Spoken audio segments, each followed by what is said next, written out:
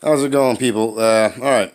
So, first, I want to make some people understand something. And it's something I've come to understand. And too many people, especially those on the progressive side, seem to not get it through their heads. So I'm gonna punch, and I'm gonna punch really hard, so that you understand. If you're a progressive, a true progressive, all right, you have to stop giving excuses. You have to stop saying, be nice about it while telling them forcefully. There is no being nice and being forceful. It's either forceful or not. You can be forceful and demand in a very forceful way so that they understand through fear, or you can be, please, sir, give me what I want. That doesn't work. It has never worked. It will never work. Why? Because we have thousands of years. It doesn't matter if you're like me, all right, and you live in another country, going up to the rulers and saying, please, sir, does not work. It's something at least the whack jobs on the right understand, that fear actually works.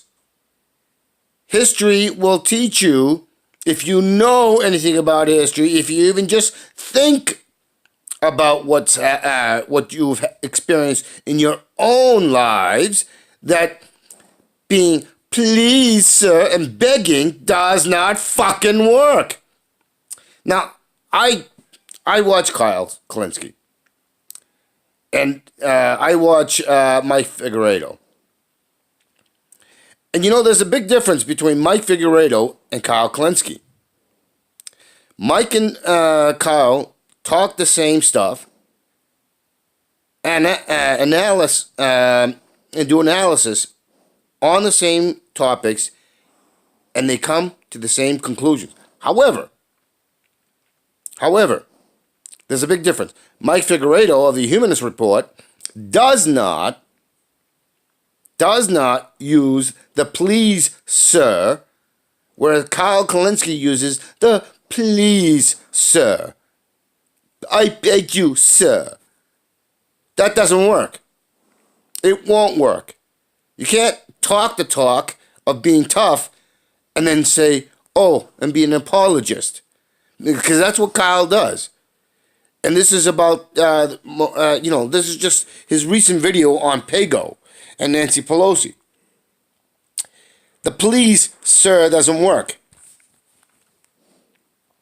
The reason why right-wingers get a free pass is because the Republicans, for all their insanity, understand that the right-wingers will go after them, will go shoot them. The right-wingers will commit violence if they don't get what they want.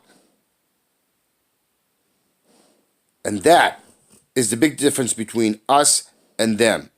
The reason why the media does what they do isn't just simply about making money. It's because they know the right wingers will go after them physically.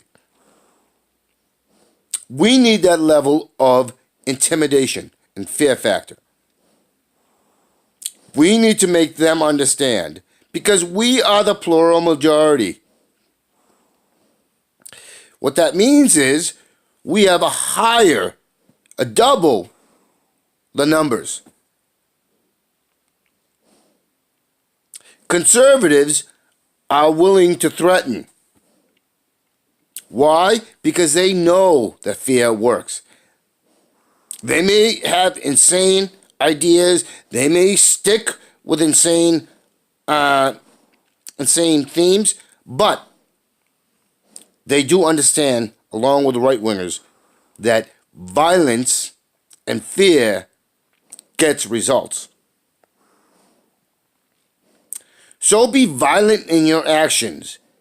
So when your words are put out, you say to them, do it, or you will face the ultimate consequence.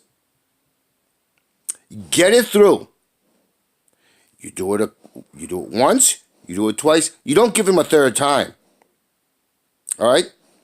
First time you say, look, these are the stuff that we want, these are the things you're going to do. There's no please, ifs, or please give me. No.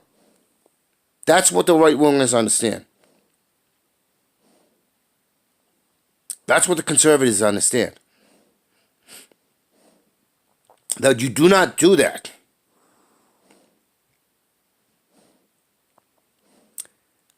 So if there's anything to admire about conservatives and right wingers, is that they will carry out.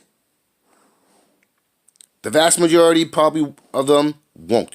But there are enough of them out there who will. And that is what we need to push. Because if it's the third time, then you basically just toss it away. We have to understand that pay-go is just like what Trump did when he first got in. For every one regulation you want to put in, 3 or 4 have to go. That's what pay-go amounts to. And Kyle's right. We are shooting ourselves. We are shivving ourselves. We are shooting ourselves in our feet, in our collective feet, metaphorical feet, or hands, or whatever you want to call it. Ro Khanna is right about that. But stop begging. Use the words I'm saying. Show the level of anger and outrage, because that is the only way that they're going to understand that we're really serious. And if we have to go and take physical action. We cannot continue this please, sir, please, madam. We cannot continue to give them legitimacy because they are criminals. Fascism is criminal. Nancy Polosie is a lower class aristocratic fascist. Why? Because she has money and political influence. That is what fascism is. It is not about violence. Fascism is about money and power. The power to legislate, the power to go to the media, the power to influence people in higher education. It's the power to regulate how much education people have. It's the influence and the power to control all aspects of life. That is fascism. Done through legal channels. And when I say legal channels, I mean writing legislation, whether they are to the common good or not. That is what I mean by legal channels. That is treasonous. So understand something. These fascists have already committed treason. The country is not the infrastructure. It's not the landmass. It's the people. It's the collective people. And treason is when people in legal, legitimate posts who are supposed to represent, whose obligations and responsibilities are to look out for the well-being of the people, i.e. the country, and not send them off to wars so that they can get richer, to go be murderers and be murdered. Well, I'm sorry, not murdered, killed. That is fascism. The ability to set up a so-called law enforcement and security, where that law enforcement and security is used against the people, i.e. the country, that is fascism.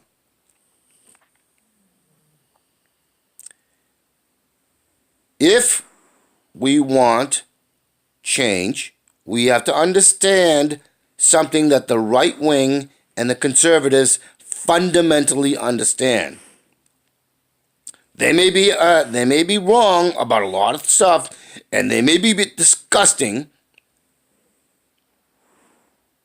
and completely evil when we come to the extreme right-wingers,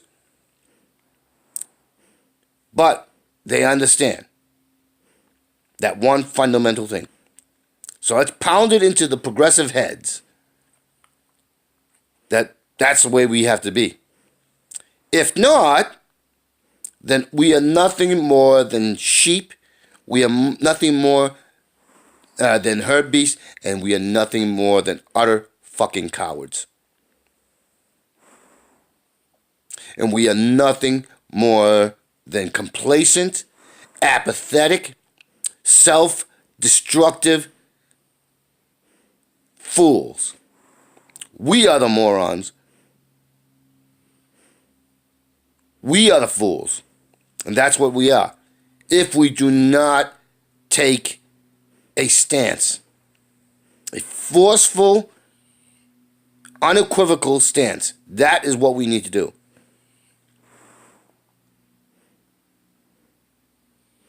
We are too complacent. We are gone to the mental levels of compassionate. We have gone to mental levels of gymnastics, of thinking critically. That's not thinking critically. That's illusion. That's hiding. That's cowardice. Oh, but I have to pay for my rent. Oh, I have to be able to get money so I can live. Oh, I have to take care of my children. Oh, I have to take care of my pets. Oh, I have to take care of this. Oh, I have to take care. We understand that there's a base fundamental destruction taking place. We know, many of us know about the environmental and economic destruction because we constantly talk about it. But that's all we're doing. But at the same time, we keep talking in this please, sir, please, madam, please, our rulers, our gods. And we throw in all the stuff I just talked about before. Oh, my food, my water, my taxes, my kids, my pets, my friends, my family. How is that going to help you when they keep doing this? And we allow them to do this. We need to instill fear and seriousness, because that's how we're going to be taken seriously. We're not being taken seriously. Why? Because we don't get angry. We don't get outraged. We don't show in a truly forceful way that will instill an instinctual fear, a visceral instinctual fear that will tell these criminals that we don't want them,